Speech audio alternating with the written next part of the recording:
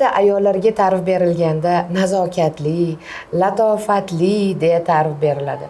Bu ta'riflar haqiqatda ayollarga xos, lekin shunday ayollar borki, nazokatiga jasoratni, latofatiga jaydarilik va o'ziga xos shaxtni qo'shib o'zlariga jo qilgan. Ular haqiqiy yuragida o'ti bor ayollar. Bugungi mehmonimiz ana shunday inson. Assalomu alaykum. Bu o'zimizning gap loyihasi. Loyihamizning bugungi mehmoni esa siz sevgan iste'dodli aktrisa Huvaydo Jumayeva. Xush ko'rdik. Assalomu alaykum. Xushvaqt bo'ling. Bu ta'riflar eshitib odam boshqacha his qildi. Rostini aytdim, mubolag'a bo'lmasin dedim. Latofatga o'sha shaxtni qo'shib, nazokatga jaydarilikni qo'shib, mardligim qolib ketdi-da. Jasorat o'sha mardlikning ichida edi. Aytdingizmi jasorat dedim. Salomlashib olasiz tomoshabinlar bilan. Ha, uzr. Assalomu alaykum, meni xalqim, tomoshabinim. Yaxshimisizlar? Bu meni ko'rib o'tirganlar, sizni bizni ko'rib o'tirganmiz. Ko'pchiligi musofirda yurganlar. Men yaxshi ko'raman musofirda yurganlarga, omad tilayman. Topganlariga Alloh xayr baraka bersin. Boy badavlat bo'lib farzandlaringizni, oilangizni bag'riga tezroq qayting. Sizni yumorist deb bilishadi, qiziqcha va satira teatrining aktrisasi. Keyin aynan mana shu yumoristik rollaringizni ko'proq yaxshi ko'rishadi. Kayfiyat ulashadigan, kirib kelganda o'zi bilan o'sha kulguni, tabassum olib keladigandir. Yaqinda televizorda qaysi kanalda ko'rganim esim yo'q, dramatik rol, ya'ni serialdagi ijro etgan dramatik rolingizni ko'rib qoldim. Shunaqa yoqdi. Sizni boshqa tomondan o'zimga kashf qildim. Bo'larkan u Huvaydo dedim. Ya u bo'lib turadi, siz kamdan kam ko'rasiz. Men shunaqa shekilli. Men ba'zida 50% komediya o'ynasam, 50% drama o'ynayman. Chunki men aktyorman, yaxshi ko'raman, sevaman. Hamma janrda rol ijro qilishdi. Rol tanlash kerakmi o'zi aktyorlar? Yo'q, bilmayman, mana shuni tanlash kerak emas. Ustozlarimiz ham aytgan, yaxshi aktyor rol tanlamaydi. Yo'q, men buni o'yna olaman, buni o'yna olmayman degan. Yo'qsa men hamma toifadagi insonlar o'ynashdi. Yaxshi ayol, yomon ayol, ko'chaga chiqib ketadigan, bunaqa vafodor, bevafo, ana shularni hammasini ijro qilgim keladi. Shu yoshida turib kampirlarni o'ynagan kamdan kam aktrisalardansiz. Masalan, yoshi katta bo'lganda yosh qizlarni o'ynaganlarni ko'p eshitganmiz, ko'p ko'rganmiz. Va qanday zo'r deymizda. Masalan, 37-40 yoshida 25 yoshli, 18 yoshli Desdemonani o'ynagan aktrisalarimiz bo'lishgan. Bu ham zo'r, lekin yosh turib kattalari rolini o'ynash, balki bu tajribaga ham bog'liqdir. Ya'ni o'sha kampirlari ko'p ko'rganlik tajribasiga. Bilmasam, men o'zim bolaligimda o'zim momam qo'lda, moma deydi bizda. Buvini qo'lda katta bo'lgan o'sha yurish turishlari, o'sha bolaligimda, yoshligimda, 5 yoshligimda buvim qo'lda katta bo'lgan o'sha yurish turishlari, divanga o'tirishlari, choy ichishlari, piyolarni ushlashlari, shuni uyga kelganimda hammaga mehmonlarga qilib berardim-da. Men momam o'tirishi, mana momam yotishi, turishi deb, balki o'shandan o'tib qolgandir. Keyin bolalik anaqa maktab davrimizda mana Navro'z bayramlariga, mustaqillik bayramlarida katta bayram nishonlanardi. O'shanda bizni saralab olib ketardi talantli maktabimizdan. Hech qaysi kampir o'sha kampir rolini o'ynay olmagandan keyin men burchakda nima qilib ijro qilayotganimni rejissor ko'rib qoldi-da. Payt Navoiyda Baxtiyor aka degan ustozimiz bor edi. O'sha ko'rib, "Baqa chiqsan" dedilar. O'shanda u men kampirda o'sha paytda boshlaganman. Maktab paytida. Maktab o'sha kampir kiyimlarda, makiyajlarda grimlar qilib kampir bo'lib. Ovozlarim ham tushgan. Ovozingiz ham shu yoshingizdan sal kattaroqqa o'xshaydi, bilasizmi? Bilmasam, ajabtor. Men o'sha ayniqsa uyg'ongan paytimda telefonda gaplashsam, eri ekan deb o'yladik. Uxlagan payt ovoz bo'g'iladi-ku. Mana hozir ham qarang qanaqa. Hali ochilib ketmadi deng. Yo, lekin sahar turganim. Qornim ochdir balkim. Oliy bo'lmasa dasturxonga qarang. Kelgan mehmonlarimiz nimagadir buni haligi nima deydi? 3 kun 4 kunlik deb o'ylashadimi yoki yasalgan butaforiya deb yesa bo'ladi. Huvaydo olingchi. Yesa bo'ladigan narsa ekan. Men bunday chiroyli narsani yeb xunuk qilib qo'ymay deyapman-da. Yeng sizdan aylansin. Anaqaga suhbat davomida yeb boramiz. Odamlar bilmay qolish kerak-da yeb qo'yganimni. Siz bilan gaplashish qiyin. Ora-orada bildirmay yeb qo'yaman-da. Siz ham sezmay qolasiz ekanini. Yeb qo'yadigandek o'sha shirinliklar bo'ladi. Yeb qo'yadigandek yaxshi ko'rib ijro etgan rollaringiz bo'ladi. shu yana qayta o'ynayversam, o'sha rolni o'ynaganimda o'zim boshqatdan tug'ilgandek bo'laman, o'sha yangida aktrisa bo'lgandek bo'laman deyiladi. Ya'ni qaysi rolingizni shunaqa yaxshi ko'rasiz? Feruza opa, men hech qachon rol ayirmaganman, mana uni yaxshi, mana yomon demaganman. Jonimni berib o'ynayman, bor vujudim bilan o'ynayman. Qanaqa rol bo'lishidan qat'iy nazar. Voydo, o'xshamadi. O'zi kalla qo'ydingiz, bildingizmi? Manmi? Men olishmadi bo'lmasam bizani mana. Shunaqa zo'r serialida olsa bo'lardi bizani. O'zi borki, mana yoshimiz 40 ga yetdi. Hali ham kastingda yuribmiz-da, uyatda. O'zichi, mana shu deb men to'g'risini aytaman, mana faqat to'g'ri qabul qiling. Sizni kasringizga men qolib ketdim. Chunki sizni basharangiz borki, milliycha basharada, mana meni basharam yevropeyskiy bashara. Hozirgi kinolarga ham, seriallarga ham yevropeyskiy chehralarni olyapti. Sizni qadingiz yevropeyskiy? Mana men ko'rdim. Ko'zingiz xonardek bo'lsa, qoshlaringiz ana hindek bo'lsa. Meni shu yevropeyskiy. Meni Nilufar opalar, Nigor opalar bilasizmi? Yevropeyskiy siz chet ellik aktyorlarga, aktrisalarga o'xshaysiz derdi. Sizcha o'zingizni xursand qilmayman. Yo'q, xursand emas, bitta ular emas, menga ko'pchilik aytgan, sen qanaqadir Yevropaga tortyapti seni basharang degan. Siz Hindistonda o'ynashingiz mumkin. Menga sezgan bo'lsangiz ko'p qarab turdi. Lekin sizni o'yladi, mana hozir o'rtog'ini olsam, bu o'rtoq xafa bo'lib qoladi, debda ikkalamizga ham atboy beryapti. Bizlar ikkalamizni ham tashqi ko'rinishimizni ham, ichki go'zalligimizni ham to'g'ri keladi shu opa singillarga. Sizni ko'zingiz sotyapti, mana siz tashqi ko'rinishingiz mana chiroyli bo'lgan bilan ichingiz bir qop-qora g'alatiligingizni mana ko'zingiz sotib qo'yadi. Mana bunaqa bechoralardan turadi mana. O'sha uchun ham xalqimiz aytgan, indamagandan pismiqdan qo'rq deb. Haqiqatan ham siz bir indamas, pismiq odamsiz. Hech ham deyman. O'sha uchun ham siz go'zalligim qanaqa bo'lsa, ichki go'zalligim ham shunaqa mani. Men bir xilman. Yo'q, mana juda xafa bo'lmang, siz ichingiz vobshe dahshat, siz ichingizda mana bunaqa King Kong bekinib o'tiribdi. Yuzingizda mana muloyim quyonchasiz. Men bilaman-ku. Pochcham bilan ko'p gaplashganman, sizni boringizni aytgan-ku, qo'ysangizchi, sizni boshqa. Men agar ichimda King Kong bo'lganimda, pochchangiz chidab yashab yurmas shu paytgacha. Bizda artist degan gap bor-da, artistlik qilma deyishadi-yu, haligi oddiy so'zlashuvda hamda. Boshida masalan chiqilganda, birinchi ko'rilganda uydagilar ota-onangizga, "Qizingiz artist bo'pti-da" deyishgani tayin. Ha, endi faxrlanganlar.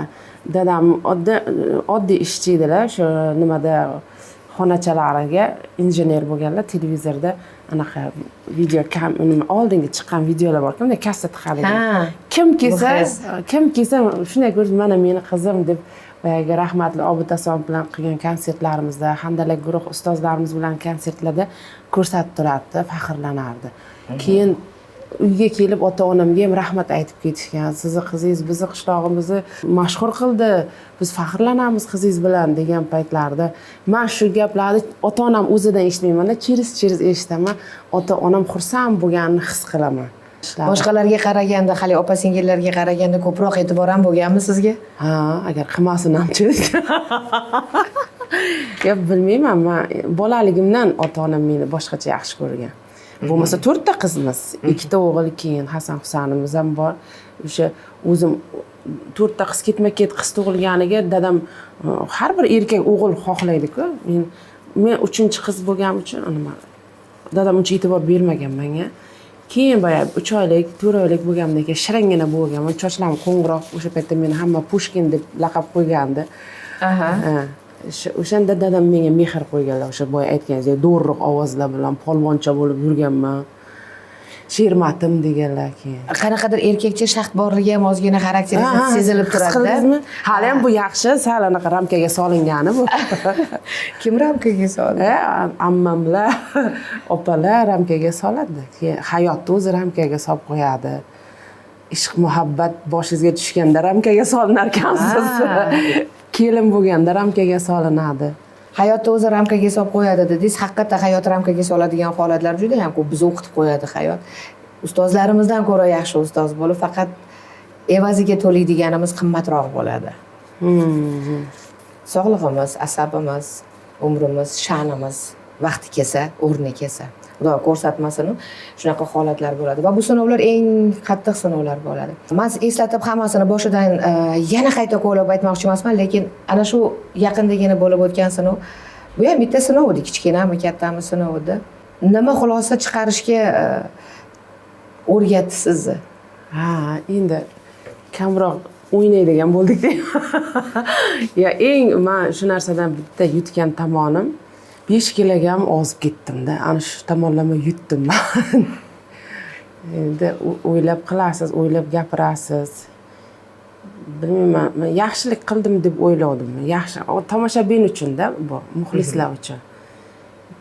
Yangilik bo'lsin deb hamma o'sha ko'rgan bo'lsangiz, agar o'zingiz ham e'tibor bergan bo'lsangiz, hamma qo'shiq erkak san'atkorlarni qo'shig'iga biz o'zimiz aktrisalarimiz, xonandalarimiz raqs qildi. U yangilik bo'ldi tomoshabin uchun ham, sahnada qo'shiqchi uchun ham yangilik bo'ldi. Kutilmagan aktsenkalar berib, rejissyorda ham maqsadi shu edi.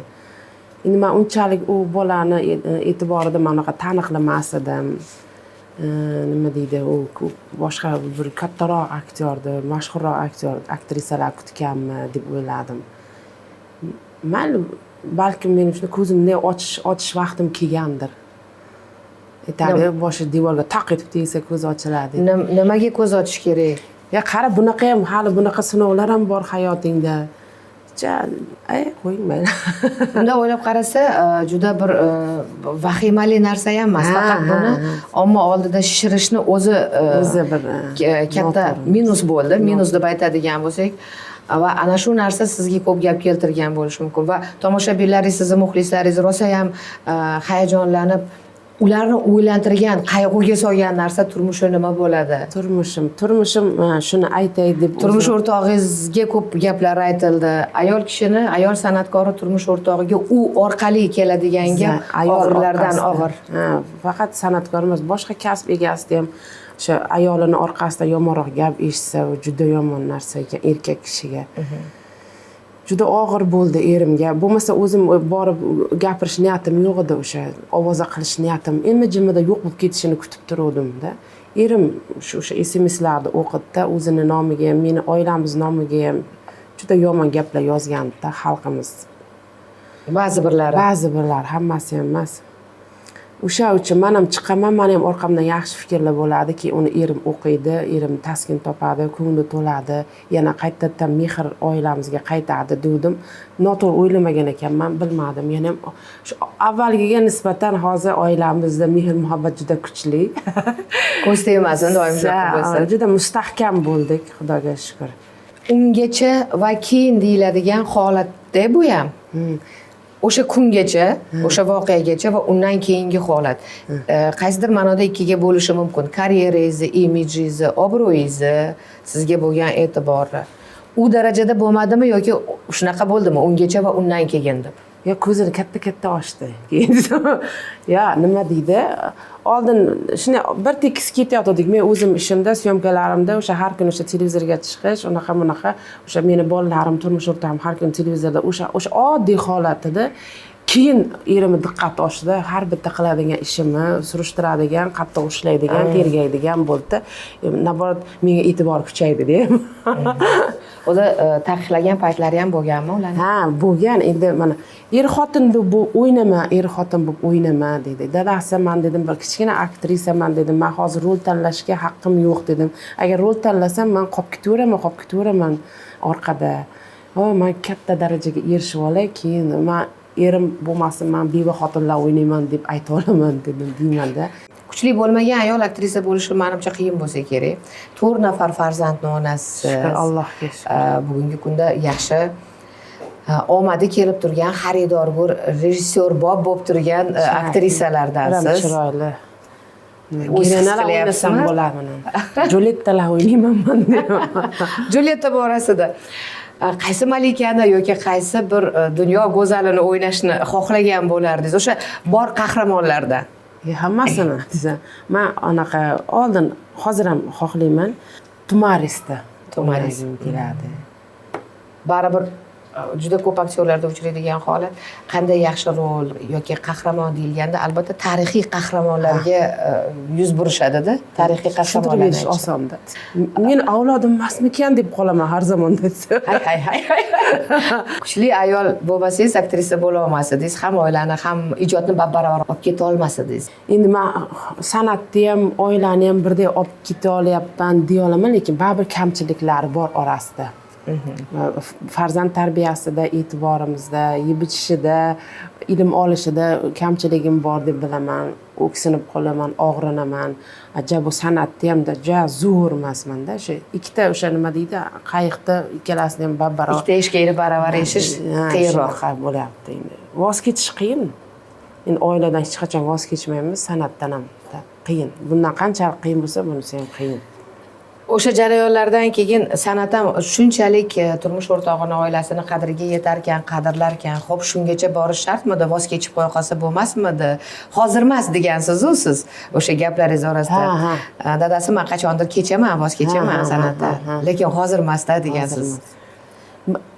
Man kimdandir kechib ketishni xohlamayman. Men kimdir mendan kechsa mayli, men uni to'g'ri tushunishga harakat qilaman. San'atdan mendan kechsin mayli. Men lekin hech kimdan, hech narsadan kecha olmayman. Men o'sha odam dilini ortib qo'yaman. O'shandan qo'rqaman, dilini ortib qo'yishdan qo'rqaman. Sizni dilingizni oritganlarchi? Mayli, ortsin.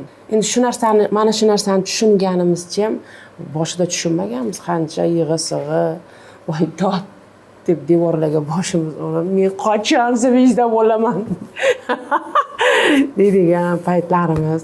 Misol endi mana rol menga berildi, ertadan syomka degan paytda уже plashatka borsangiz boshqa qiz o'ynayotgan paytlari bo'lgan. Shunday yig'ilib, uygacha yig'ilib, o'sha hammasi yaxshilikka ekan, hammasi. O'ynalmagan rollardan xafa emassiz, demak ular boshqani nasibasi bo'lgan. Ha, shunday. Peshonada borini ko'raveramiz. Hali zvezda bo'ldi dedingiz, qachon mashhurligingizni his qilib qoldingiz? Siz his qilmas ekansiz, men his qilmadim. Odamlar sezdirar shu narsani. Mana YouTube'larga chiqib qoladi. Show biznes vakillarining oilalari degan payt men orada chiqib qolaman yo kimlardir menga tashlaydi. Shu narsadan menim keyin bir davralarga borganimizda ustoz aytib yuboring deb qolsa, keyin ayrimlar bilan gaplashganda men bolaligimdan sizni ko'rib katta bo'lganman desa, o'sha qarib qolgan ekanman degan narsalar. Odamlar o'zi mana ko'cha-ko'yda yurganingizda ham to'xtab turasizmi, shunday sizni yaxshi ko'raman. Shu men ko'chada yursam, men artistligim esimdan chiqib ketadi, aktrisaligim esimdan chiqib ketadi. Odamlar o'zi eslatadi. Hozir mana ijod qilayotgan aktrisalarimiz bor, yaxshi zabardast aktrisalarimiz bor.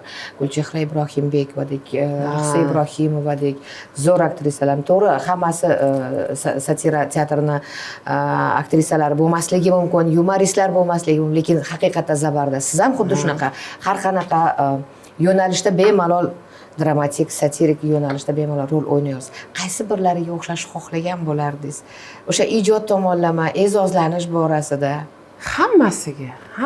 Men shu Gulchehra opam bilan o'tirib suhbatlashganimda ham mana bitta narsada Feruza opa, mana o'zim tengi yo o'zimdan sal yosh katta yo o'zimdan sal yosh pastroq san'atkorlar bilan xoh o'qigan, xoh o'qimagan bo'lsa bitta davrada o'tirsak, yaxshimisiz deb qoladiganlari ham bor.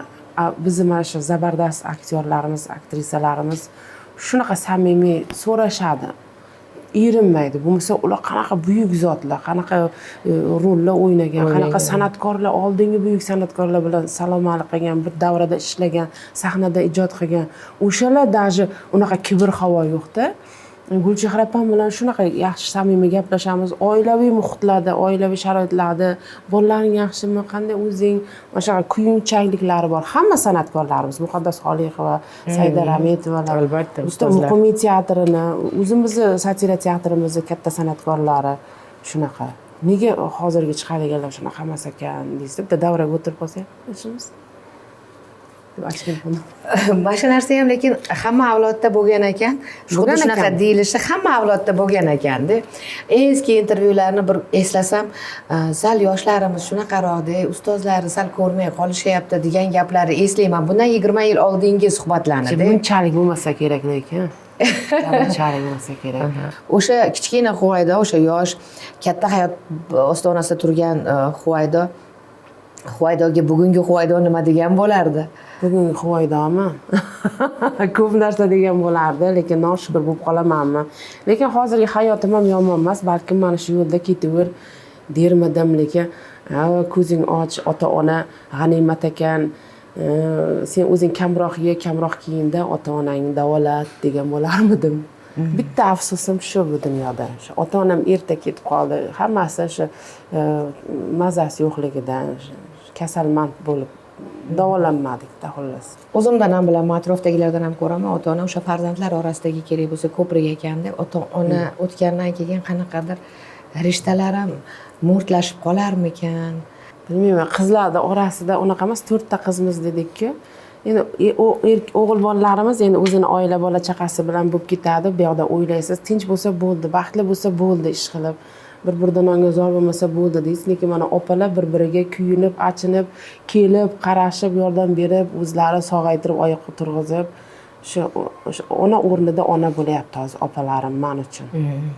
Ikkita onam.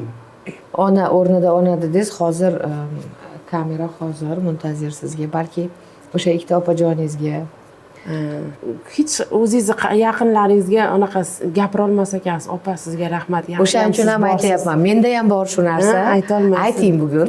Aylanib ketaman opalarim, opajonlarim, umrlaringiz uzoq bo'lsin iloyim. Men sizlar uchun yashayapman. Rostdan. Opamlar uchun yashayapman. Mayli ular men televizorda ko'rgisi kelmasin.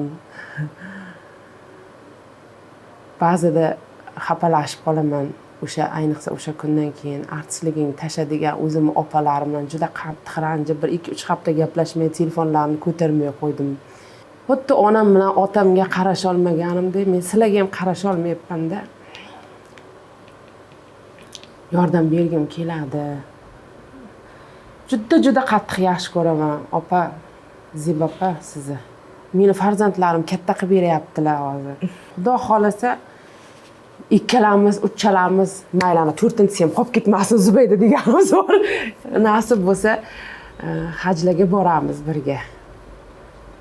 Yetkazsin niyatingizga. Juda yaxshi ko'raman hammasini. Qani imkoniyatim bo'lsa, hammasini sharoitini zo'r qilib bersam. Hammasini. Niyatingizga yeting ilohim. Shulardan-da yaqin, shulardan-da achitib gapiradigan va asosiysi to'g'risini ham, o'sha achchiqning ichida to'g'risini ham aytadiganlardan boshqa yaqinimiz bo'lmasa kerak. Ko'chada hamma bizni alqashi mumkin, lekin eng to'g'risini aytadigan, eng achitib aytadigan kerak bo'lsa, qo'rqib aytadi, achitib ham. Qo'rqitib achitadi ular. Ular qo'rqib achitadi-da. Desa, nima deydi? Aytganingizdek, men juda baxtliman Feruz opa. Alloh ko'z tegmasin ilohim, juda baxtliman. Oilam to'kis. Atrofimda meni yaxshi ko'radigan opalarim, ukalarim bor, qavmi qarindoshim bor. Men bilan faxrlanadigan yurtim bor meni. O'zimning viloyatim bor, tog'alarim bor, amakilarim bor. Men bilan faxrlanadigan boshqa nima kerak? Farzandlarim turmuchasi sog', turmush o'rtog'im bir-birimizni juda qattiq sevamiz. Yaxshi, Allohga shukr, ko'z tegmasin. Yurtimiz tinch, go'zal. tushunarli. Rahmat Huvaydo suhbat uchun. Tabiiyligingiz, jaydariligingiz, erkakcha shaxtingiz ham, lop etib bitta gapni gapirib qo'yishingiz ham bor shunaqa. hammasi o'zingizga yarashadi. Bularni yo'qotib qo'ymaysiz. Siz o'shalar bilan to'liq Huvaydosiz aslida. Biz sizni shundoq taniganmiz. Mana shu holda. Rahmat sizga ham, sog' salomat bo'ling. Men avvalambor sizni e'tiboringizga tushganidan xursand bo'ldim. Ustozlarning e'tiboriga tushish hamma uchun bu ham bir yuksaklik, bu maqtanishga arzigulik narsa. Tashakkur tashrif uchun, suhbat uchun. Salomat bo'ling. Biz sizdan faqat yumoristik ko'rsatuvlar yoki yumoristik rollar emas, balki chiroyli dramatik obrazlar ham kutib qolamiz. Umr uzoq rollarni ham kutib qolamiz. Shu sizga olavering, bemalol olavering. Oling xudo, bering xudo deganlaridek. To'xtang, xayrlashib olaylik. Huvaydo turibsiz. Uzr. Bujon keysasizlar. Siz ularni taniysiz, siz ularni sevasiz, yaxshi ko'rasiz. Lekin har doim ham boshni boshga qo'yib suhbat qilish imkoniyati bo'lmasligi mumkin. Bugun biz shunga harakat qildik. Qanchalik uddasidan chiqdik yoki yo'q, bu mehmonimiz qo'ygan chegaragacha biz bordik. Bu o'zimizning gap loyihasi edi. Loyihamizning bugungi mehmoni esa siz sevgan Huvaydoingiz, Huvaydo Jumayeva bo'ldilar. Omon bo'ling.